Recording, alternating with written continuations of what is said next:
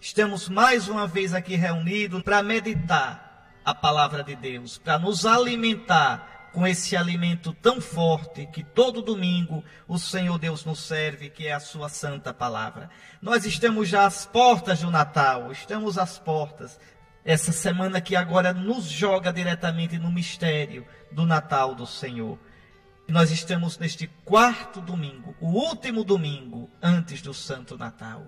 E então, a igreja diz hoje, logo no início da missa, com as palavras do profeta Isaías, Isaías 45, versículo 8, céus, deixai cair o orvalho, nuvens, chovei o justo, abra-se a terra e brote o Salvador.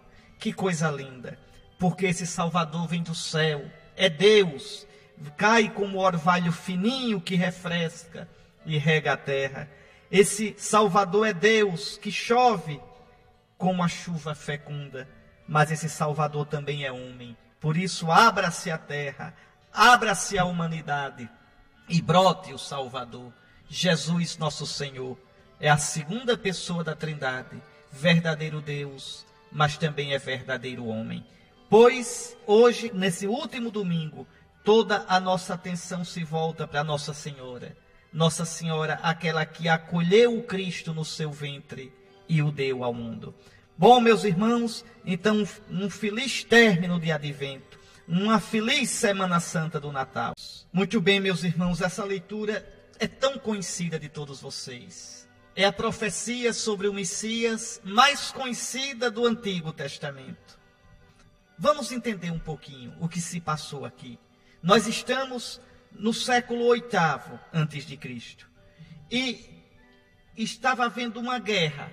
Lembre que o povo de Deus, naquela época, estava dividido. É danado, não é? O pecado sempre divide. O povo de Deus, o povo de Israel, estava dividido em dois reinos. Preste bem atenção. Eu já disse isso aqui algumas vezes para vocês. O reino do norte chamava-se Reino de Israel. A capital era a cidade de Samaria. O reino do sul chamava-se Reino de Judá, a capital, Jerusalém. Os reis do reino do norte mudavam o tempo todo, porque era na briga. Era o general que vencia general e se tornava rei. No reino do sul, Jerusalém, a capital, o rei era sempre um descendente de Davi. Era dali que nasceria o Messias, descendente de Davi, como Deus tinha prometido a Davi. Pode olhar. 1 Samuel, capítulo 7. Deus diz a Davi que nunca faltaria um rei no seu trono, um descendente dele, como rei de Israel. E daí viria o Messias. Pois nós estamos aqui no século VIII antes de Cristo. E o que acontece? O reino do norte juntou-se com o reino pagão, o reino dos arameus, para derrubar o rei de Jerusalém. Na época era o rei Acais. Não era boa coisa não, viu? Davi tinha uma descendência que não valia nada. O que teve de rei ruim em Israel, olha, Acais, Manassés e outros mais. O rei melhor que Israel teve depois de Davi foi o rei Josias. Mas esse coitado morreu logo. Então, resumindo, o rei do reino do norte e o rei de Arã querem derrubar o rei de Jerusalém, descendente de Davi, o rei Acais. Aí Acais, que não era lá grande coisa, nem era piedoso, se pela de medo. E o que é que ele pensa? Vou pedir ajuda ao Egito, a um país pagão. Aí então Deus manda que o profeta Isaías vá até o rei Acais. E o que é que Isaías vai dizer? Isaías vai dizer: rei Acais, escute o que diz o Senhor. Tome as suas providências, mas não tenha medo desses dois tições fumegantes, o rei de Samaria e o rei de Arã. Não tenha medo. Eles não vão entrar em Jerusalém.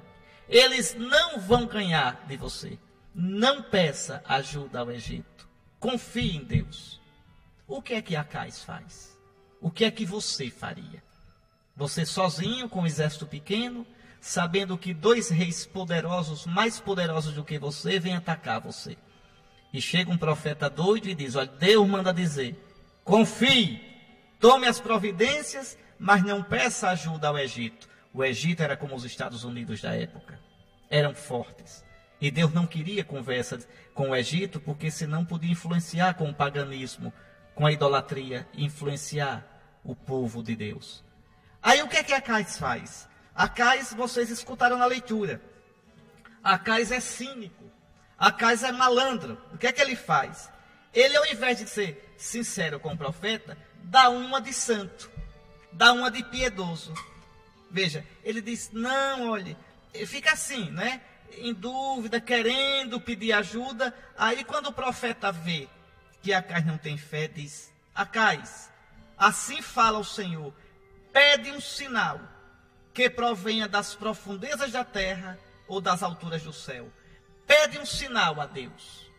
Deus vai te dar um sinal de que Ele vai te proteger. Tu não precisas pedir ajuda ao Egito.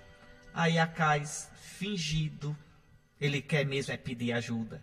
Ele não confia mesmo em Deus. Aí ele diz ao profeta Isaías, não, eu não vou pedir um sinal ao Senhor. Eu não vou tentar o Senhor. Eu não vou colocar o Senhor à prova. Pronto, não quero sinal não. Por que Acais diz isso? É por santidade? Não.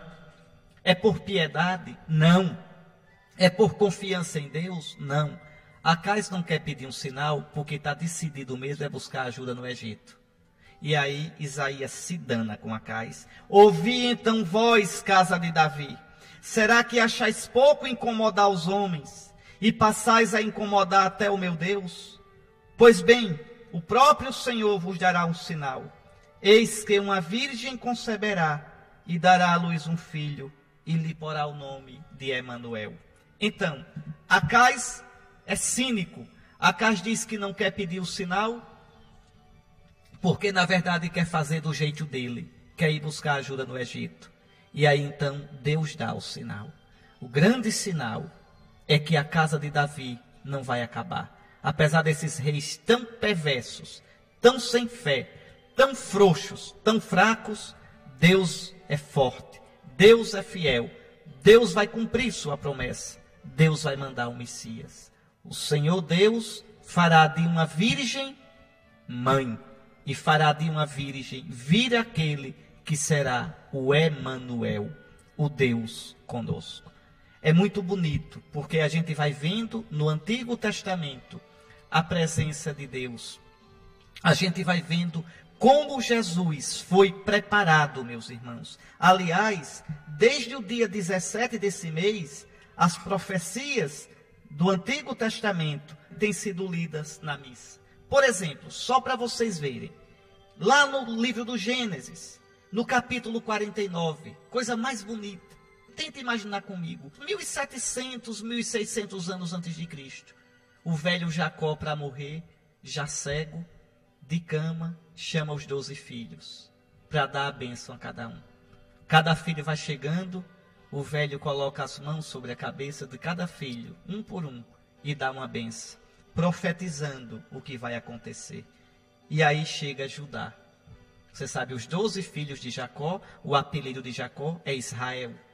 E os 12 filhos de Jacó deram origem às 12 tribos de Israel. Quando Judá se ajoelha, que coisa linda, que o velho Jacó coloca a mão na cabeça de Judá, ele vê. É uma coisa linda o que ele diz. Judá, filhote de leão, subiste, meu filho, da pilhagem. Judá é como o leão, se agacha, se deita para pegar a presa. O cetro não será tirado de Judá, nem o bastão de comando dentre os seus pés, até que venha aquele a quem pertencem e a quem obedecerão os povos. Que coisa impressionante. 1600 anos antes de Cristo, o velho Jacó profetiza. Da tribo de Judá virá aquele que reinará para sempre. Nunca será tirado o cetro dentre os pés de Judá. Quem é esse da tribo de Judá? É Jesus. Jesus da tribo de Judá. Porque Davi é da tribo de Judá e Jesus é da família de Davi. Filho de Davi, Jesus é descendente de Judá, Jesus é judeu, é da tribo de Judá. Então veja, Deus vai preparando tudo para Jesus. Depois a gente pode ver ainda uma outra profecia, lá do livro do profeta Jeremias. Jeremias anunciando: naqueles dias Judá será salvo. Virão dias em que o Senhor fará uma aliança com o seu povo. Uma aliança para sempre. Eis aqui, meus irmãos, uma aliança nova e eterna. Então Deus vai preparando. Jesus não foi invenção dos cristãos. Jesus não veio como um falso profeta falando no próprio nome. Não, Jesus foi prometido. Jesus foi anunciado. Lembrem do profeta Miqueias: e tu, Belém, pequenina entre as cidades de Judá, de ti sairá aquele que governará Israel, o meu povo. Então, veja, tudo vai sendo preparado. Tudo vai apontando para o Salvador que virá. É Jesus, da tribo de Judá, da casa de Davi, o filho de Maria, aquele que nasceu sob os cuidados do pobre carpinteiro José, descendente de Davi. Meus queridos irmãos, a fidelidade de Deus. Pensando nessa leitura que acabamos de ouvir do profeta Isaías, que a gente renove a certeza de que Deus não age de improviso. Deus age na sua providência. E quando Ele promete, não traz jamais. Prometeu a Abraão uma terra e um povo, e cumpriu. Prometeu a Abraão que pela descendência dele todas as nações da terra seriam abençoadas, e cumpriu. Porque da descendência de Abraão veio Jesus.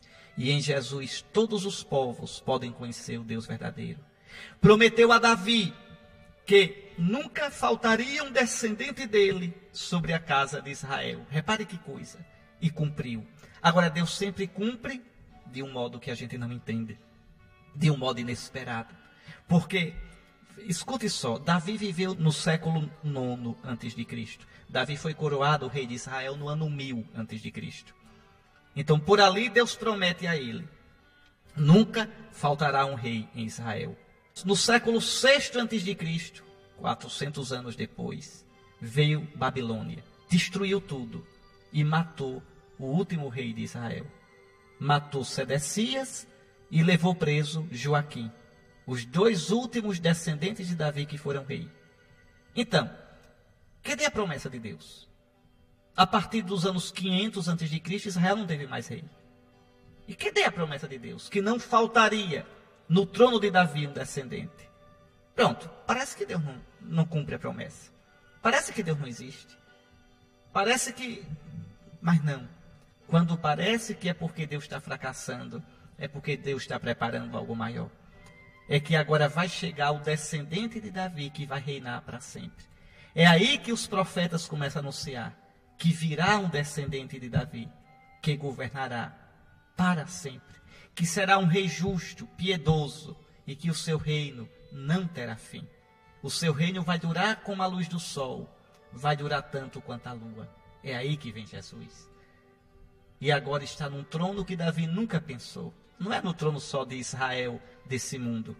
Não é no trono de Israel segundo a carne. É num trono acima de todas as criaturas. Num trono que é maior do que o céu e do que a terra. Está aí, meus irmãos, a promessa de Deus. A gente nunca esqueça, quando Deus promete, não trai jamais. Ainda que pareça que Ele se esqueceu da gente. Ainda que pareça que Ele não cumpre a sua promessa. Cumpre sim, porque o nome dEle é fidelidade, o nome dEle é amor. Então, a Virgem conceberá e dará à luz um filho, e lhe porá o nome de Emanuel, Deus conosco. Um Deus que está próximo de nós. Não é Deus longe de nós. Não é Deus sem nós. Não é Deus contra nós. É Deus conosco. Para que nós, para que eu, para que você estejamos com Deus. Agora vamos meditar, vamos rezar com o salmo responsorial deste domingo, o Salmo 23. Ao Senhor pertence a terra e o que ela encerra. É verdade. O Cristo que nasceu para nós é o único Salvador. O Cristo que nasceu para nós é aquele que governa todos os povos. É por isso que um cristão não pode ter outra religião. Um cristão não pode misturar a fé cristã, a certeza de que Cristo é Deus. É cristão quem crê que Jesus é Deus. É o Filho eterno do eterno Pai. É Deus verdadeiro e o único Salvador, que fundou sua única igreja, que entregou a Pedro e aos 12. Então, um católico não pode nunca misturar sua fé em Cristo, sua fé na igreja, com outras fés. Não pode crer em reencarnação. Se crê em reencarnação, elimina a ressurreição. Então, destrói o cristianismo todo.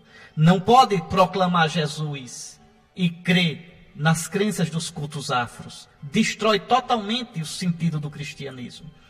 Não pode ser cristão e dizer que Maomé é profeta. Não, de modo nenhum. O cristianismo não admite. Olha, o judaísmo, o cristianismo e o islamismo são religiões monoteístas. Você ou é de uma ou da outra e não pode misturar de jeito nenhum. Então, para nós só há um Salvador, Jesus. Só há um caminho, Jesus. Só há uma verdade, Jesus. O Senhor é Rei de toda a terra. Ao Senhor pertence toda a terra. Quem subirá até o Senhor? Aquele que de verdade tem mãos puras diante do Senhor e inocente o coração. Então, as mãos puras, a sua ação é pura, e o coração, a sua intenção também é pura. Intenção e ação, pensamento e ato. Só esse, que é todo do Senhor, no seu pensamento e no seu ato, poderá subir a sua santa montanha. Esse texto tão bonito, tão cheio de sentido, é o iniciozinho da carta de São Paulo aos Romanos. É a carta mais importante de São Paulo e a mais longa das que ele escreveu. Veja como ele saúda. Vale a pena a gente ver aqui versículo por versículo. Eu, Paulo, servo de Jesus Cristo, apóstolo por vocação. Ou seja, ele não se escolheu para ser apóstolo. Tem muita gente aí que se chama de apóstolo por conta própria, né? Virou uma brincadeira isso, a casa da Noca. Todo mundo samba, todo mundo toca, né? Tem tanto bispo aí que se autodiz bispo, se autoproclama apóstolo, apóstola, se autoproclama missionário, missionária. Não, não. Paulo, apóstolo por vocação, ou seja, apóstolo por chamado. Vocês sabem, Cristo chamou Paulo na estrada de Damasco. E Paulo teve a sua vocação confirmada depois. Ele foi a Jerusalém para ver Pedro, e ver Tiago e ver João. Então, ele teve sua vocação direta de Cristo e confirmada na igreja. Pois eu, Paulo, servo de Jesus Cristo, apóstolo por vocação, escolhido para o Evangelho de Deus. Qual é o Evangelho de Deus? Qual é a boa nova de Deus? É Jesus. A boa nova de Deus é que em Jesus, o Deus conosco, em Jesus, Deus veio nos visitar. Em Jesus, Deus veio nos salvar. Em Jesus, Deus veio lavar o pecado do mundo. Esse é o Evangelho. Que Jesus morreu por nós, que Jesus ressuscitou por nós e que em Jesus a gente tem a salvação.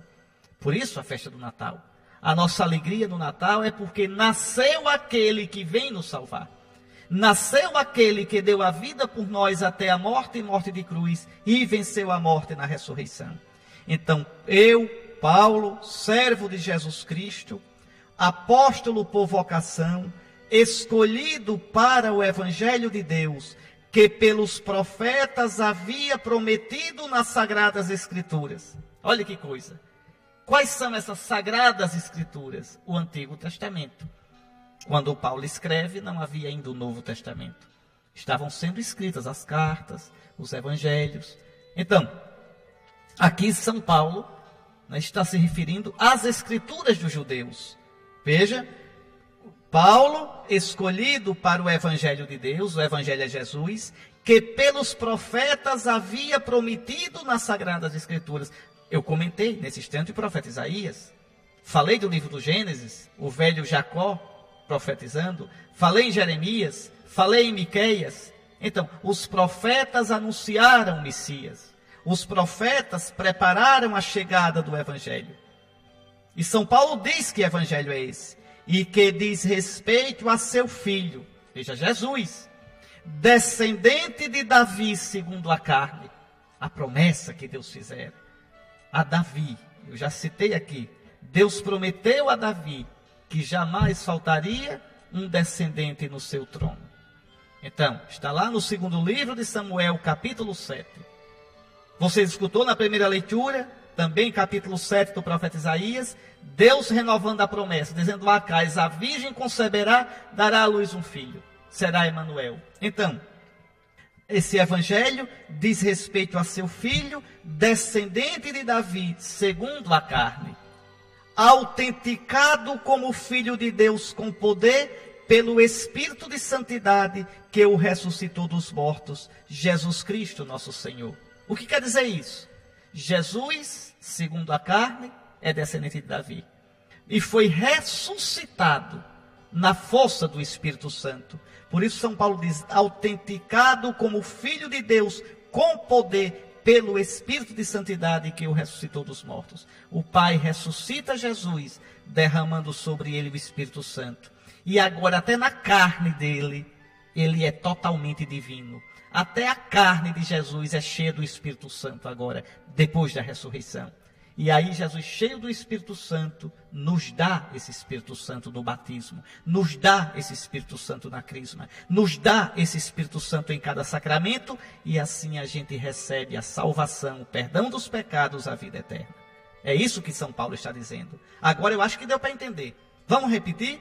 Eu, Paulo, servo de Jesus Cristo, apóstolo por vocação, quer dizer, por chamado de Cristo, não por minha vontade, não por exibição, não por presunção, não por vaidade, escolhido para o Evangelho de Deus. Qual é o Evangelho de Deus? O anúncio de Cristo. Veja, esse Evangelho que pelos profetas havia prometido nas Sagradas Escrituras do Antigo Testamento. Esse Evangelho que diz respeito a seu filho, descendente de Davi, segundo a carne. O Evangelho não é dizer que vai ter justiça social.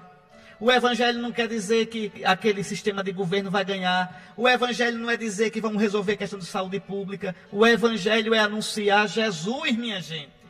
O Evangelho é anunciar que em Jesus nós somos salvos. Crendo em Jesus, amando Jesus, recebendo a salvação de Jesus. Todo o resto vem daí. A igreja existe para proclamar isso, a salvação, proclamar Jesus. Agora, quando a gente encontra Jesus, quando a gente abre o coração para Jesus, a gente muda as nossas atitudes em relação a gente mesmo, em relação aos outros, em relação à natureza, em relação à vida. Então, a função da igreja é anunciar Jesus. É fazer com que pela palavra Jesus seja conhecido. E nos sacramentos Jesus seja vivenciado. A gente receba a graça de Jesus. E aí, escuta o que São Paulo vai dizer mais. É por ele. Por ele quem? Por Jesus, que recebemos a graça da vocação para o apostolado, a fim de podermos trazer à obediência da fé todos os povos pagãos para a glória do seu nome. Está aqui. Para que é que eu sou bispo? Para que é que existem os padres? Para que é que você é cristão? Para anunciar Jesus e trazer à obediência da fé os pagãos, os que não creem em Jesus. Ah, mas isso é desrespeito pelas outras religiões. Conversa fiada. Que desrespeito? Desrespeito é obrigar. Desrespeito é falar mal das religiões dos outros. Mas anunciar que Jesus é o único Salvador, anunciar que só em Jesus a gente chega ao Pai, a gente encontra a verdade plena, isso não é desrespeito a ninguém. Isso é anunciar a verdade que a gente recebeu, é anunciar a alegria que a gente experimenta em Jesus. Então, a igreja, os cristãos, os bispos, os padres, o Santo Padre e o Papa, temos como primeira obrigação a anunciar Jesus. E anunciar sem medo, dizer sem medo, dizer sem meias verdades, Jesus é o único Salvador.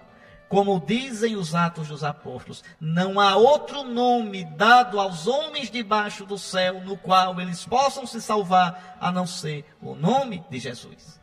E se acham poucos Atos dos Apóstolos, escuta então da boca do próprio Salvador. Eu sou o caminho, a verdade e a vida. Ninguém vai ao Pai a não ser por mim. Para o Pai não existe atalho. Para o Pai não existe desvio. Para o Pai não existe picadinha. Para o Pai só existe um caminho: Jesus, o mediador entre Deus e os homens, o nosso Salvador. Por isso que São Paulo diz: é por Ele, é por Jesus, que recebemos a graça da vocação para o apostolado. Está vendo? Paulo é apóstolo. Apóstolo quer dizer enviado. Enviado por Cristo, a fim de podermos trazer à obediência da fé todos os povos pagãos. O cristianismo é chamado a anunciar Jesus a todos os povos. A todos os povos. Toda a terra, toda a gente há de ver a salvação do nosso Deus. Agora, a religião não se pode impor, a gente propõe. Quem não quiser, continua nosso amigo. Mas o dever nosso é anunciar e trazer a obediência da fé. Essa expressão é uma expressão difícil, viu? Complicada. Eu não posso dizer que creio em Jesus do meu jeito. Eu não posso dizer que creio em Jesus tendo a minha vida do meu jeito. Não. Crer em Jesus exige que eu entre na obediência a Ele. Quem me ama, guarda a minha palavra. Quem me ama, cumpre o meu mandamento. Crer em Jesus, meu querido irmão. Converter-se a Jesus, minha querida irmã, exige mudança de vida. Exige conversão. Exige que eu deixe de viver do meu jeito, de pensar do meu jeito, de fazer do meu jeito, para entrar na obediência da fé. Isso vale para o Papa, para mim que sou bispo, vale para o padre, vale para o diácono, vale para a freira, para o frade e para você. Nós temos todos que sair de nós e nos converter a Jesus. E esse é o desígnio de Deus para todos os povos. E aí Paulo diz: entre esses povos estáis também vós, chamados a ser discípulos de Jesus Cristo. A vós todos que morais em Roma, amados de Deus e santos por vocação. Nós somos chamados a ser santos, e nada menos do que santos. Só há uma tristeza na vida, é não ser santo, porque aí é frustrar a nossa vida. Veja: a vós todos que morais em Roma, amados de Deus e santos por vocação, graça e paz, da parte de Deus nosso Pai e de nosso Senhor Jesus Cristo. Está aí nosso Salvador, aquele que foi prometido pelos profetas, aquele que a Virgem esperou com amor de mãe, aquele que João Batista apontou, aquele que por nós morreu e ressuscitou e em quem nós cremos. Ele é nossa vida, Ele é nossa salvação, Ele é tudo para nós. Por isso eu tenho insistido tanto com vocês para comprar esse livrinho, A Imitação de Cristo, que é para, lendo esse livrinho a gente não acaba de ler nunca não, viu? Termina, recomeça, pega um capítulo, pega outro. Por que é que eu me preocupo tanto em dizer para você, lê A Imitação de Cristo? É porque depois da Bíblia é o livro que mais ajuda a gente a se unir a Jesus, a experimentar o amor de Jesus, a crescer no amor de Jesus. A nossa salvação é Jesus. O cristão é aquele que ama Jesus. É a única pergunta que Jesus faz a gente: tu me amas? Tu me amas mais do que a tua própria vida? Pois bem, e vale a pena te amar, Senhor? Vale. Ele é o Deus feito homem. Ele é aquele que veio para nos salvar. Ele é nossa vida, Ele é nossa esperança, Ele é tudo para a gente, viu? Vamos ficar com uma música e vamos pensar em Jesus, o descendente de Davi segundo a carne, que pela ressurreição, na sua natureza humana, foi glorificado e é fonte de nossa salvação. A Ele a glória pelos séculos. Amém. Aí está aí, meus irmãos, é um evangelho tão conhecido de vocês, mas eu queria tomar versículo por versículo, para que a gente possa saborear, para que a gente possa entender o que é que a palavra de Deus nos quer dizer. Vejam, a origem de Jesus Cristo foi assim. É a origem neste mundo. São Mateus quer mostrar que Jesus não vem simplesmente desse mundo. Quer mostrar que Ele começou a existir neste mundo, mas não é simplesmente deste mundo. Quer mostrar que Ele não é o Messias, simplesmente porque Ele disse que era, mas ele é o Messias, porque desde o início ele foi enviado por Deus. Então, a origem de Jesus Cristo foi assim. Maria, sua mãe, estava prometida em casamento a José. E antes de viverem juntos, ela ficou grávida pela ação do Espírito Santo. Aqui a gente diz assim, estava noiva de José. Não é bem verdade. No casamento judeu daquele tempo, de 2000 anos atrás, não existia namoro e noivado. Não existia. Era diferente. O pai, se tinha uma filha, acertava com algum rapaz, com algum homem, o casamento da filha. Não era a menina e o rapaz, como hoje, que se escolhia. Não. Certamente o pai de Maria, Joaquim, deve ter acertado com José o casamento. Então, a partir do momento em que se acerta o casamento, a menina, a noiva, vamos chamar de noiva, mas não é noiva, a prometida pertence ao prometido. Já fica certo. Antes de arrumarem a casa e de morar juntos, de oficializar, ele já tem um compromisso com ela e ela já pertence a ele. Esse era o costume na sociedade judaica de 2000 anos atrás. E se aparecesse uma gravidez? Bom, se aparecesse uma gravidez e a criança fosse realmente do prometido, do noivo, vamos dizer assim, não havia escândalo. Agora, se a mulher aparecesse grávida de outro homem, aí sim seria um crime. Ela seria chamada violada, harufá, uma mulher infiel, uma mulher vulgar, uma mulher desonrada. Então, Maria se encontra nessa situação. Mora ainda na casa dos pais, mas já pertence a José. E é aí que ela vai aparecer grávida. Que idade tinha Maria? Tinha entre 12 e 15 anos. As mulheres daquela época, como no interior nosso, até pouco tempo atrás, as mulheres casavam cedo.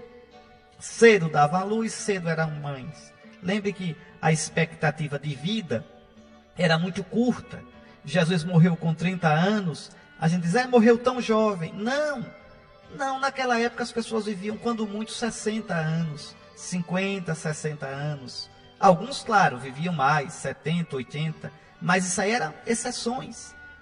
As doenças, tipo de alimentação, tudo isso debilitava a vida humana. Então, Maria devia ter entre 12 e 15 anos. E antes de viver junto com o seu José, ela ficou grávida, diz São Mateus, pela ação do Espírito Santo. É interessante, se você lê a origem de Jesus no Evangelho de Lucas, Lucas conta a história olhando Maria. Mateus conta a história a partir de José, olhando José. Observe que nesse evangelho de hoje, Maria não dá uma palavra. Não dá. O assunto é com José.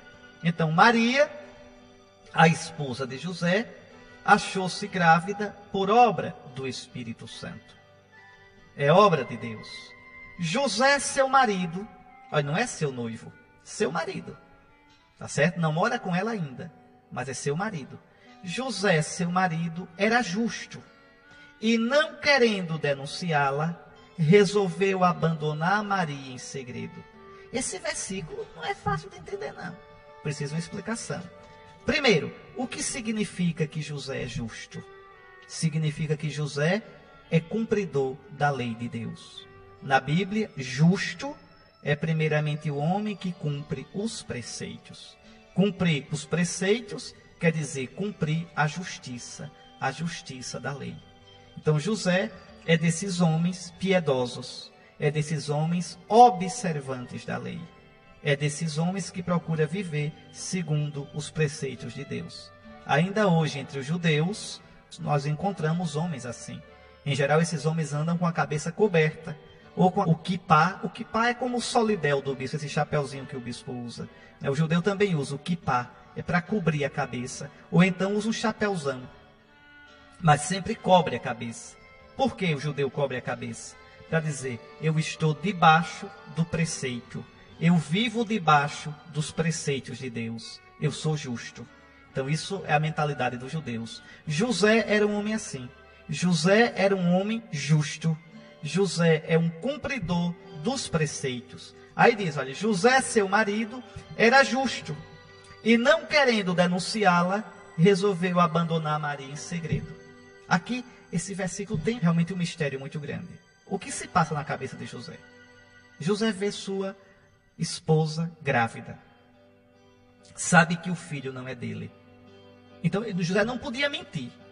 Sendo justo, sendo um cumpridor do preceito, se a sua mulher traiu, se a sua mulher arrumou um filho com outro, José não deve esconder isso.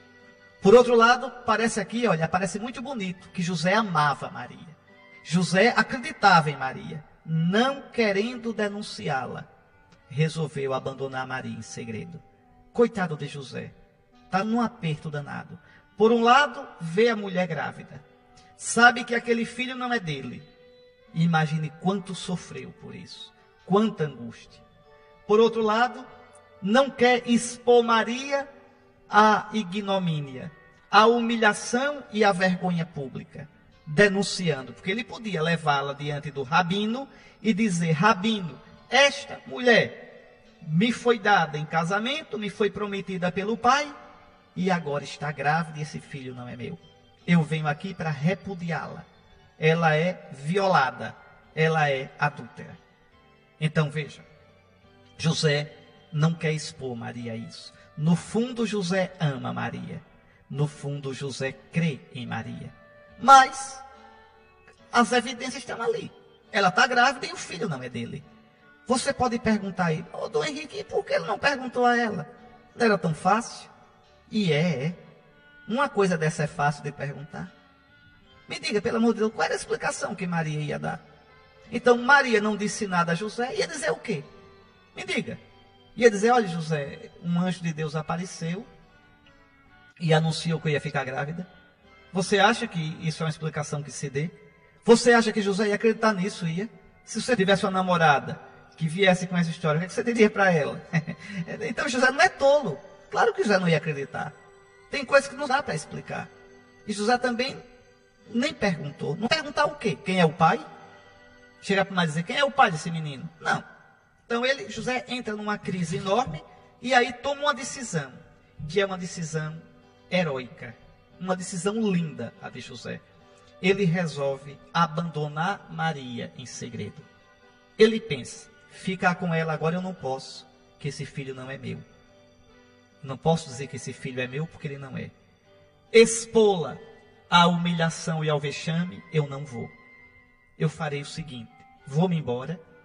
E aí Maria, quando a barriga crescer, quando a gravidez aparecer e as pessoas perguntarem, Maria pode dizer o que ela quiser. Pode dizer: não, esse menino é de José e ele me abandonou. Vejam, repare que José aqui toma uma atitude nobre. José aqui não mente, dizendo que o filho é dele. José não humilha Maria. José vai-se embora e deixa com Maria a chance de dar a explicação que ela quiser. Quem ia ficar feio, quem ia ficar na mal, quem ia ficar difamado, era José. José aqui foi generoso, muito bonito.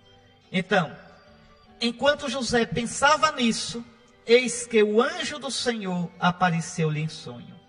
Aparece em sonho e diz a José: José, filho de Davi, não tenhas medo de receber Maria como tua esposa, porque ela concebeu pela ação do Espírito Santo.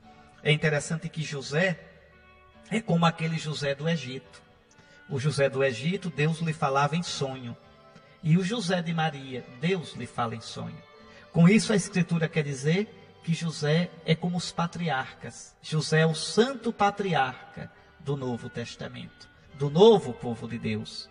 José do Egito, Deus tinha dado a ele o cuidado da casa de Faraó. E agora Deus vai dar a José de Maria o cuidado da sua própria casa.